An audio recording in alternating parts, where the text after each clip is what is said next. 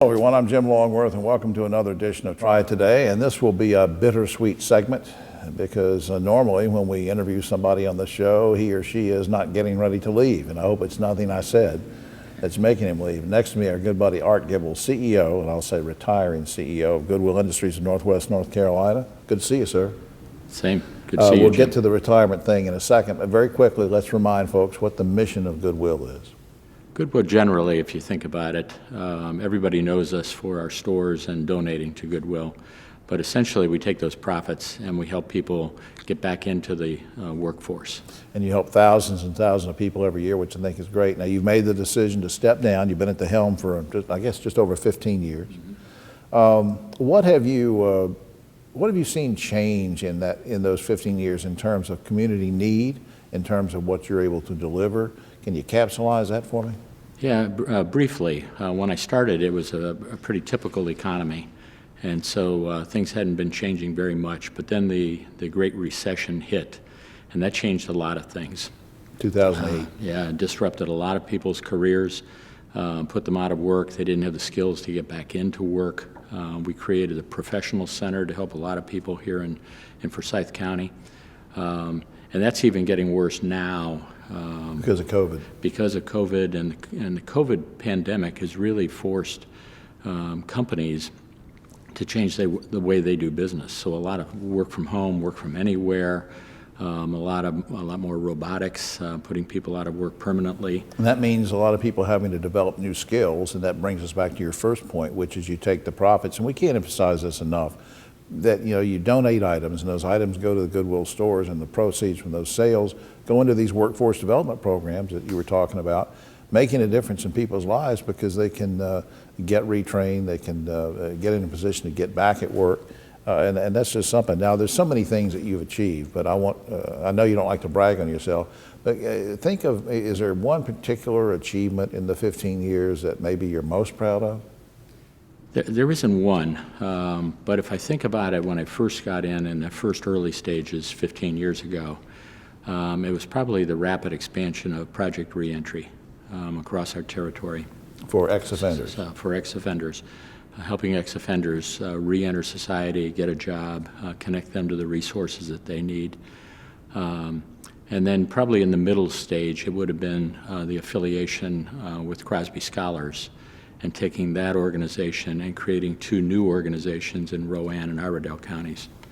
What about fond memories? You have one that sticks out in your mind more than others? I tell you, I get a fond memory every time we open a new store or a new workforce development center. In fact, we're opening our 50th store this Friday on Reynolda Road in Winston. Wow. So. That's just something, that's great. And that's going to allow you to, that's more proceeds, and that's more help for more people. It comes full circle. What can you tell us about your successor as you step down? Yeah, Barbara Maida-Stoley has been at the Charlotte Goodwill for about 14 years, most recently as Chief Operations Officer. And she's going to do a great job. She's lived in Winston-Salem. She was with Sarah Lee for a long time. So she knows this area. She knows the area well. She's an entrepreneur. She and her husband at the time founded a company, ran it for 10 years, and then Barbara went to Charlotte to be with Goodwill. So she knows entrepreneurship, she knows Goodwill, she knows the community. She'll be a great fit. And I guess in just a few seconds left, what are you going to do? Are you going to stay engaged or what? Yeah, very much so. I've got to figure it out. I've been so busy lately, but I'll definitely stay involved in the community, especially nonprofit, maybe do some work with nonprofit boards or new nonprofit leaders.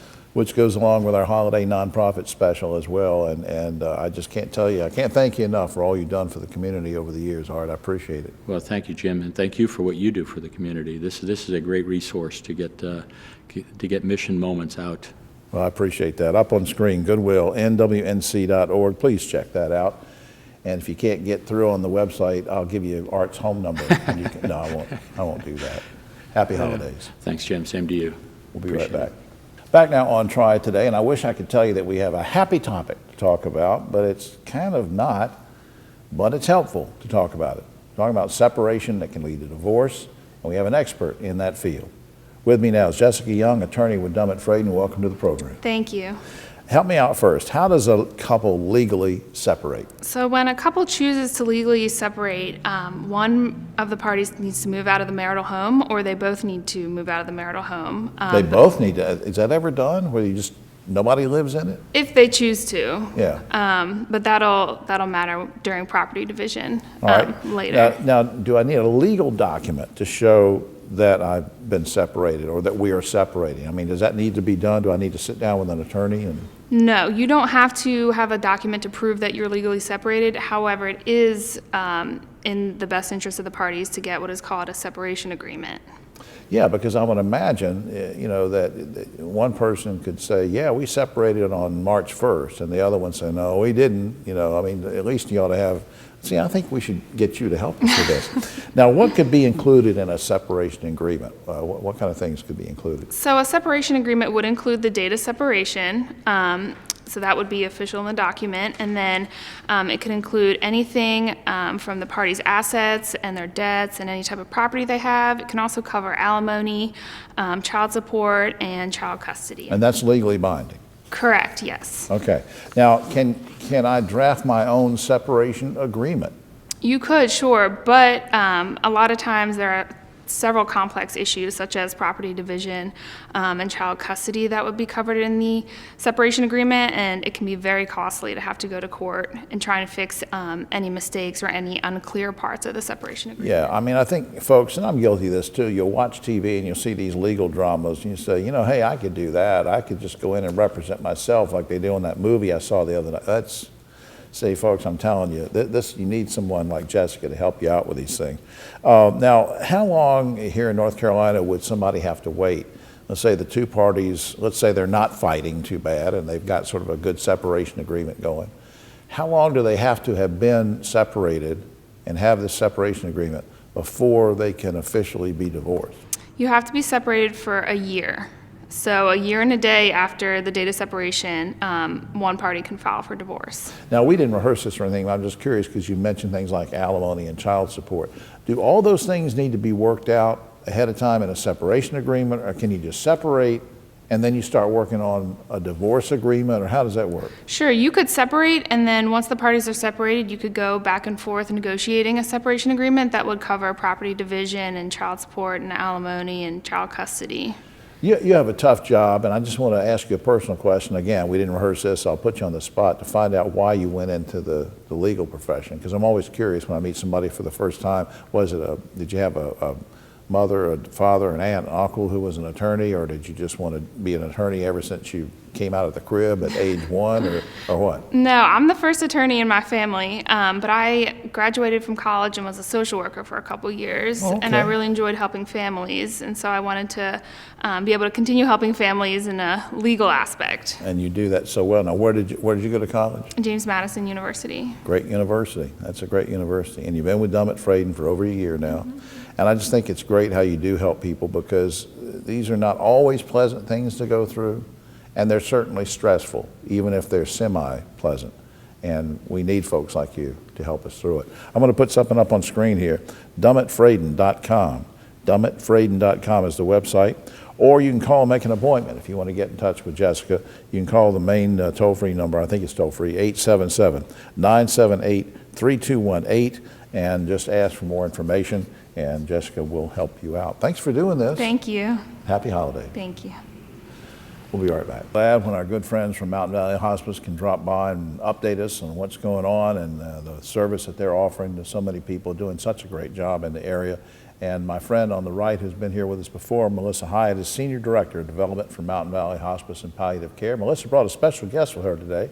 She is socially distant behind us. Audrey Diener is Donor Relations Specialist for Mountain Valley Hospice. Welcome, girls. Good to see you. Good to see you, Jim. Melissa, I'm going to start with you, just as sort of a basic thing. Give me about 10 seconds on what hospice is and who do you serve, for people maybe haven't just moved into the area or haven't learned about it yet. Mountain Valley Hospice serves 18 counties in North Carolina and Virginia. Our hospice service is provided to patients who have been deemed a serious illness or a terminal illness that have less than 6 months of life. And we also serve palliative patients, which is a serious illness specialty for those who desire a specific specialized type of medicine. Now, what does it mean? I mean, we've mentioned on the program before that Mountain Valley Hospice is a nonprofit. And sometimes people slough over that thing and maybe don't realize how much of a benefit that means to patients and their families, right? Yes, being a nonprofit is an IRS tax exemption, so those dollars that would normally be paid to taxes, we get to in turn put back into programs and to be able to provide more services to our patients, but as well as provide services to those who may not receive services. Right, and there are, I'm not going to mention any names, but there are hospice organizations that do a fine job, but they're for profit. And what happens is, you know, in that case, you have to come up with the money, and in your case, you don't turn people away, and I think that's important. Audrey, let me go to you. How's Mountain Valley Hospice and hospice services funded in general? So Jim, much of our patient care is funded through private insurance and Medicaid billing. That being said, we don't turn any patients away because of their inability to pay. So any patients that don't have those resources, we find ways to work with them and care for them. Audrey, tell us about the holiday ornament, because I know it started as sort of a tradition at Mountain Valley, yeah, but it's also an important tradition because it's sort of a fundraiser on its own. So tell us about that. Absolutely. So our memorial ornament is a fundraiser that Mountain Valley has done during the holiday season for over 12 years now. The memorial ornament is a great way for families to memorialize a loved one, to hang a decoration or give a gift to memorialize someone that they have had in care. And you and Melissa put on lots of great fundraisers throughout the year, and we can always mention those when you come back later, but what if somebody just wants to make a donation? I'm going to give the website in a little bit. But is it a good idea or bad idea to make a donation toward the end of the year like this? What's your feeling? So Mountain Valley actually is in the middle of our end of year holiday campaign right now. It's called Making a Miracle. It provides care for patients in hospice. It helps support days of care for them. And giving at the end of the year is actually a great idea. One of the big motivators for giving at the end of the year is that donations are tax deductible. Okay. Melissa, what are some of the items that you need? Because people say, well, now what can I donate to hospice? Are there items that you need? What? That is a great question. This time of the year, we have lots of families that will be spending the holidays in our inpatient units. So small items such as even snacks, water, socks, tissues, things like that really benefit the families this time of year. But if a donor chooses to give a larger gift, they can do that by reaching out to myself or Audrey through the website or by our phone, or and we can just sit down and have a conversation with them about what they'd like to do. Right, we're going to put that up on screen in just 1 second. But do you also need, I know you need volunteers, you love volunteers, and they're sort of a backbone of operation. Do you still need more volunteers? We always need volunteers. Our volunteers serve our patient families. They work in an administrative capacity and also help out in our inpatient units and other departments. So it's a great way to give back, to give of your time. And when they come to us wanting to do so, we have a specialized training for each one of them for the work that they choose to do with us. Get them qualified and ready to go. Yes. And I just think that's great. Up on screen, mtnvalleyhospice.org, or you can call, as Melissa was talking about, you can call 888-789-2922, which I hope you will do for many reasons: to buy the ornament, to help fund hospice services, to get involved as a volunteer and find out how you can do that, and mainly just to help hospice help others. Thank you, ladies, for being here. Thank you. All right, we'll be back. All right, today, time to turn to Mr. Theater, as we call him. And I know there hasn't been a lot to celebrate this year. Dave Briggs, director of the High Point Theater's restrictions from the governor, and I know you've had a lot on your mind, but I welcome you to the program to update us. Thanks, Jim. Since last we spoke, the governor has now changed things. You can't gather for more than 10 people. There's a new curfew on. But now I understand you're exploring some new ways to get some shows out to the people. What is that about? Well, we are, and we're trying to get into the future, if you will. We're going to be doing virtual programming, and we start that with the High Point Ballet's production of the NUTCRACKER, which of course is an amazing seasonal favorite. And Gary Taylor and Rita Taylor, it's their team that is the High Point Ballet.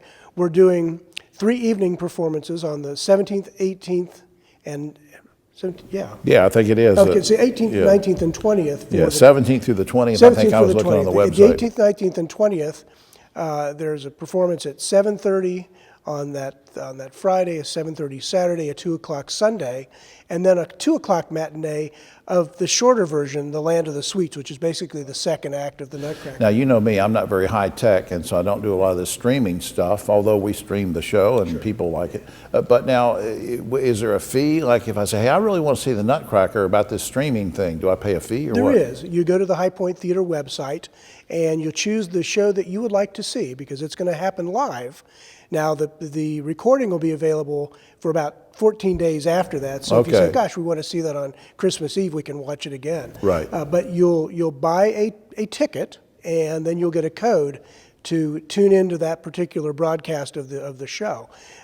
Pretty excited about this, because you'll buy your ticket through eTix, which is our ticket server. Right. And then you'll get a code to go to Vimeo, and you'll actually see the performance. And then I can use, since I bought that ticket, you're saying I could see it again when it's broadcast? You can see it again, and it's one per household. So instead of buying 4 tickets, for the entire family, That's a bargain. You have them all it is a bargain. It's a real And, bargain. we're really Well, I'm glad looking you're able forward to do that. I know it's not, what It's we not wanted. optimum, It's not but, what we wanted. you got to make lemonade out of lemons. We wanted everybody to wear masks and come in there, and you had it all figured out in your theater and how it could work, but the governor didn't see it that way. All right, I want to run down 4 other things that are coming up in the future, so that when I give the website later, people will know that they can maybe go ahead and buy tickets on these. Ben Vereen, April 10th. Ben Vereen will be with us, an amazing song and dance guy. He won a Tony on Broadway for Pippin. He was in Roots. His credits are pretty long. Great guy. All right, and then we have Croce plays Croce on April 11th. Yeah, A.J. Croce is Jim Croce's son. Okay. And he's going to be playing all of his dad's favorites, and there's video behind it. They look a lot alike. They sound a lot alike.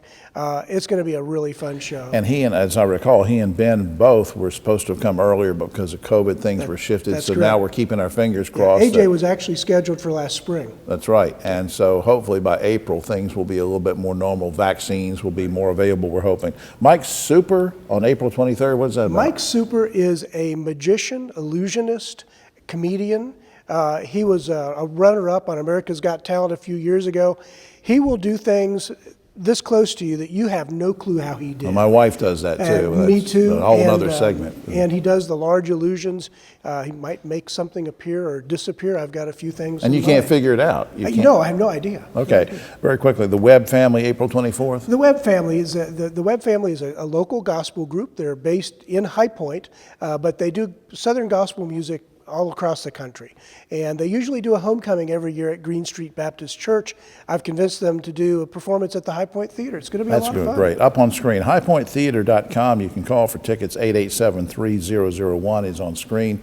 And I hope you will really do that, because there's great shows coming up in the spring. We can all get out and hopefully celebrate this and much more. Dave Briggs, you going to stay around for the roundtable? I will do it. All right. Thank you, sir. We'll be right back. Triad Today, just about time for the roundtable, but another shout out to Adrienne Rothland and her team here at the Senior Botanical Garden for hosting us during the pandemic. It's a beautiful place, seniorbotanicalgarden.org. Hope you'll check out their website. Before we get to our discussion, a couple sad notes to report. Robin Remsburg, the longtime dean of the School of Nursing at UNCG, passed away last week. She was a fine person. She was on this show many times. I think we have a little footage of that, maybe that Brian's going to put in and show you on one of her appearances, but she was dedicated to quality health care and to turning out some quality nurses and healthcare professionals.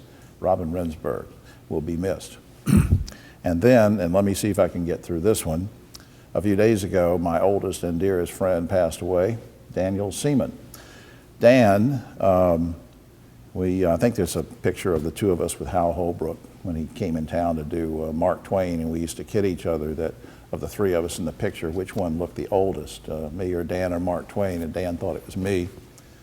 I'm not bringing this up because he was my oldest and dearest friend. I'm mentioning this, kind of like I mentioned Robin, because Dan was a great educator.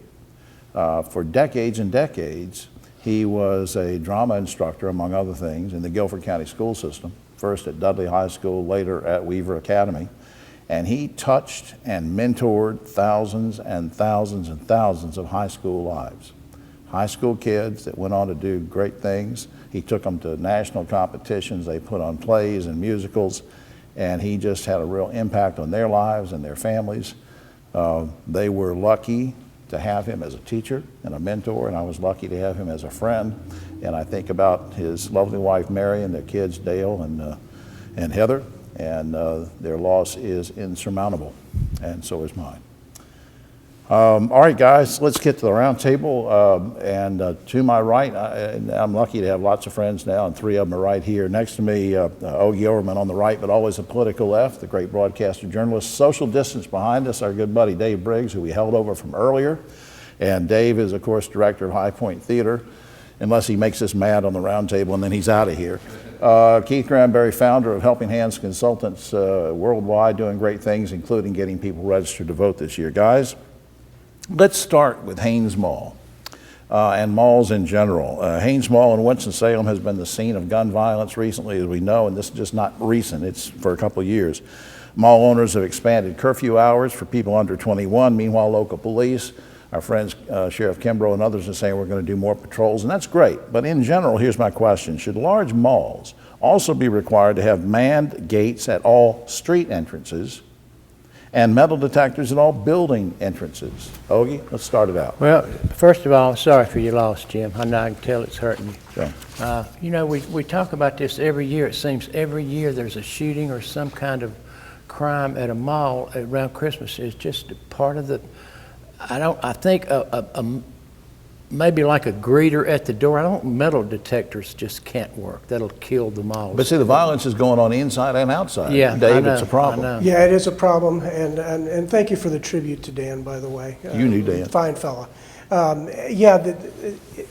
do think metal detectors could help, but you have to have people man those. So it's a labor issue as well. Putting gates outside of a mall to check people in, it would become very much like an airport, and I don't think malls are ready to do that kind of level of security. But it may come to that. It might. Keith? I don't think you need metal detectors, but I think you need more armed security. I mean, the security at the mall, they don't carry any type of weapons. I mean, so what are you going to do with people if they're stealing something? What actions can you take if you walk around with nothing to And they're protect yourself? They're hiring some off-duty policemen who do have guns, but those guys can't cover everything. And like I said, it's inside and outside. So The you're police right. department needs to have more people in that area. They know that's an area. Just like when there's events, they need to have more police patrolling the area. Well, I mean, should the mall pay for it, though? Yes. I agree. All right. Governor Cooper announced that he will not require everyone to get a COVID vaccination. Are you guys okay with that decision? Or should he mandate getting vaccinated when it's available? Ogie? It's going to be tough to get it across, but I really think we've got to get serious about this thing. We've got to mandate it. Dave? I don't believe you can mandate it. I think that's a constitutional issue. Keith? I think the issue is this safe for everyone? I mean, I just saw a report today that said that allergic reactions are something that after the after effects. So does it affect everyone? And Over can in we do England, that? in England, they've had. Absolutely. England is having this now. So you can't mandate something like that when we don't know the effects. Similar topic. Meanwhile, the area's largest hospitals say they, as of a few days ago, announced they will not require their staff to be vaccinated for COVID. Now, this took me back a little bit. They said that, but I want to ask you guys, are you okay with that policy, or are you concerned for the health of the health workers and the nurses and the doctors if they're not required? Ogie, thoughts? Well, to Keith's point, unless you have some kind of underlying medical condition, you can mandate it. If you've got a provable allergy or whatever, you can't force somebody.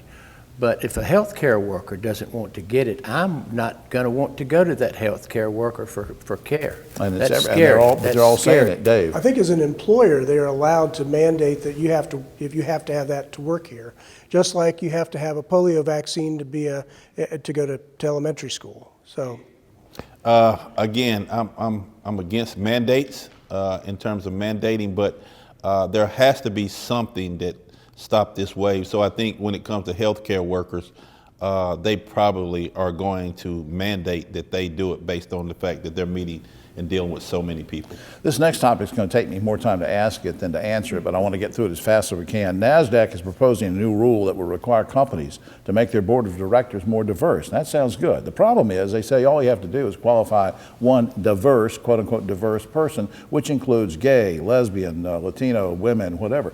Now, what it could do is maybe pit different groups against each other, because let's say we have an all-white male board, and then instead of appointing a person of color or a woman, we appoint a white gay guy. And you say, well, that meets the requirement. Guys, should the SEC approve this, or have you got some problems with it, Ogie? Yeah, I think they should put some teeth in it. I mean, if we're gonna go for equality and diversity, let's do it right. They'll try to work their way around it by appointing a black, female, gay, Do it all in one Latinx thing. Yeah. person. Yeah. All right, Dave. Well, boards of directors are built on circle of influence, so the people who are selected for those have a circle of influence. I'm really shocked that the NASDAQ is going in this direction. I'm not really surprised, but I don't know how they mandate that if people pull out of NASDAQ. All right, Keith, quickly. You know, I think that, to me, it's important that what you just said, a circle of influence. There are black people and brown people who have a circle of influence. You cannot mandate one race, because they get around it. So you're going to have to put some teeth in this, because minority could mean a white female, which is what they do in construction when they ask for these minority contracts. So you need teeth. You need to mandate that there are minorities, real minorities across the board, and give it some real teeth. And finally, we'll end on a lighter note to all this today. Speaking of, and this is true, an increasing number of farmers and ranchers are painting eyeballs on the rumps of their cows so that predators will be too freaked out to attack the cattle. Guys, have you ever seen a pair of eyeballs on a cow's butt? And if so, did it frighten you, Ogie? Well, some of my body painting friends do paint their animals. A friend of mine painted her horse. So you actually saw. She painted herself and then painted the horse. You're into a lot of stuff. Well, they're neat Dave, have people. you They're ever- creative people. Is that what that was? Yeah, no, Yeah. that's, well, have you ever seen, I've never seen that. And I Keith? grew up in the Midwest. Keith, you ever seen any eyeballs painted on the rump? On a rump or a cow's rump? You're trying to get me in trouble. No, that's what you're trying to do. Would it frighten you? It would frighten me. That's too much. That's anything. No, nothing frightens Keith. Well, that's too much information, and that's all the time we have. Oh, except for this. It's reported now that the laid-back actor Matthew McConaughey is going to run for governor of Texas, where he's from. And the backstory is that the Republican Party guys kept badgering him and bugging him and badgering him and pleading with him and begging him, calling him up, and finally he just said, "All right, all right, all right." See, that's my Matthew McConaughey. Oh, wow. All right, for all of us, except Gonna for lose. Keith, we don't know what scares him. I think the eyeballs on the rump. That's right. We'll see you next week.